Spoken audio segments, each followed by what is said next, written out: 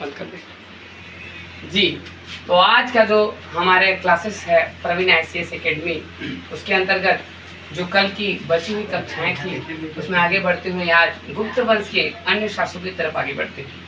और गुप्त वंश के अगले शासकों में पहला शासक का नाम है जिसका नाम है चंद्रगुप्त विक्रमादित्य। और ये चंद्रगुप्त विक्रमादित्य यह समुद्रगुप्त का बेटा है। जैसी कल कहानी हम तो पढ़ चुके थे आगे में, समुद्रगुप्त कितने बेटे? दो। पहला का नाम क्या था? रामगुप्त। दूसरा का नाम क्या था? चंद्रगुप्त द्वितीय। और इन दोनों में क्या सत्ता संघर्ष हुआ? नहीं, इन दोनों में सत्ता संघर्ष नहीं हुआ। यहाँ पर किसका आक्रमण हो गया?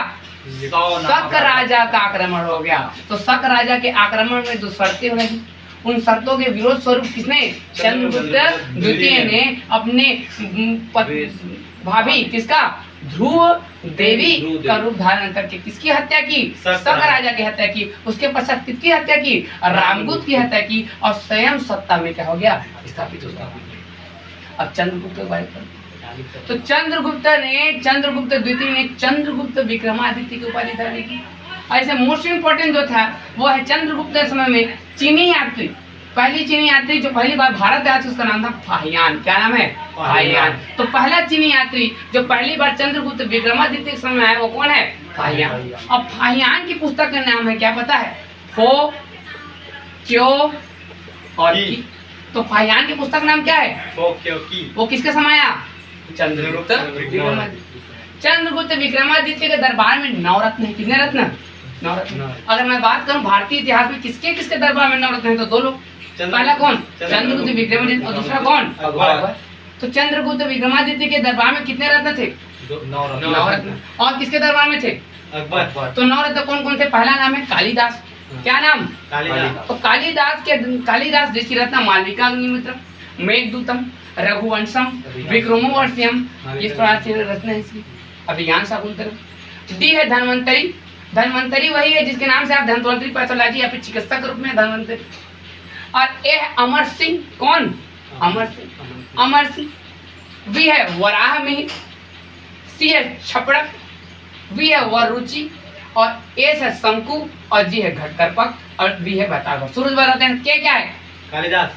डी क्या है? धन्वंतरी। ए क्या है? अमर सिंह। वी क्या है? वराह मिहिर। सी क्या है? छपड़क। वी क्या है? वरुचि। और एस क्या है? शंकु। और जी क्या है? घटकरपक। और वी क्या है? बैताल भट्ट। इस बैताल भट्ट के ऊपर पिक्चर भी बन चुकी है, कहानी बन चुकी है, जिसमें विक्रम बैताल की कहानियां ये इसी पर आश्रित है। किस पे? बैताल भट्ट। चंद्रगुप्त विक्रमादित्य ने कई सारे यज्ञों का भी अनुष्ठान करवाया था, क्योंकि चंद्रगुप्त विक्रमादित्य ने अपने साम्राज्य के विस्तार, गुप्त साम्राज्य के पिता कौन? समुद्रगुप्त, जिसने पहली बार उत्तर भारत से राज्यों कहाँ ले गया था? दक्षिण भारत की ओर। इसी सत्ता को और विशाल बनाया। चंद्रगुप्त द्वितीय या फिर चंद्र विक्रमादित्य के पश्चात अगला जो शासक बैठता है उसका नाम क्या है? कुमारगुप्त वही है जो जाने माने विश्वविद्यालय, जिसका एकमात्र उस समय जिस समय प्राचीन भारतीय इतिहास में शिक्षा का मूल स्रोत था, पटना के समीप, वर्तमान के पटना के समीप, जो पटना का प्राचीन नाम क्या है? पाटलिपुत्र। अब पाटलिपुत्र की स्थापना की मैं बात करूं तो किसने किया था पाटलिपुत्र की स्थापना? याद करो, उदयन ने किया था पाटलिपुत्र की स्थापना। और पाटलिपुत्र के समय कुमारगुप्त ने नालंदा विश्वविद्यालय का निर्माण की। कौन सा विश्वविद्यालय? नालंदा विश्वविद्यालय निर्माण। और नालंदा विश्वविद्यालय में बौद्ध, जैन के साथ साथ कई सारे पाठ्यक्रमों को पढ़ाया जाता था, जिसमें ज्ञान के रूप में कई सारे, जैसे नालंदा विश्वविद्यालय में फाहियान भी गया था। नालंदा विश्वविद्यालय में फाहियान के बाद अगला शासक आया वेनस्वांग, जो चीनिया था, वो भी गया। और कुमारगुप्त के समय में हुणों का आक्रमण हो गया था। किसका आक्रमण? हुणों का। परंतु कुमारगुप्त इन हुणों का आक्रमण को नहीं रोक पाता था। तो कुमारगुप्त का जो पुत्र था उसका नाम क्या है? स्कंदगुप्त। स्कंदगुप्त ने हुणों का आक्रमण को दमन किया। तो किसके समय में आक्रमण हुआ था?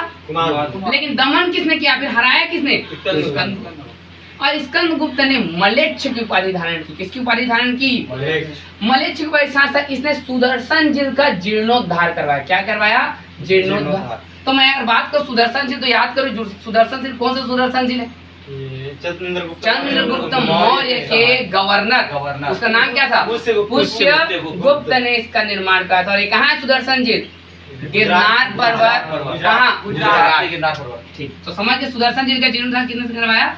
स्कंदगुप्त। स्कंदगुप्त के बाद हमको गुप्त वंशावली की ज्यादा जानकारी नहीं मिलती, परंतु इसके बाद शासक आया भानुगुप्त। परंतु इस वंश का जो अंतिम शासक था वो कौन था? विष्णुगुप्त। एक बार शुरू से करते हैं।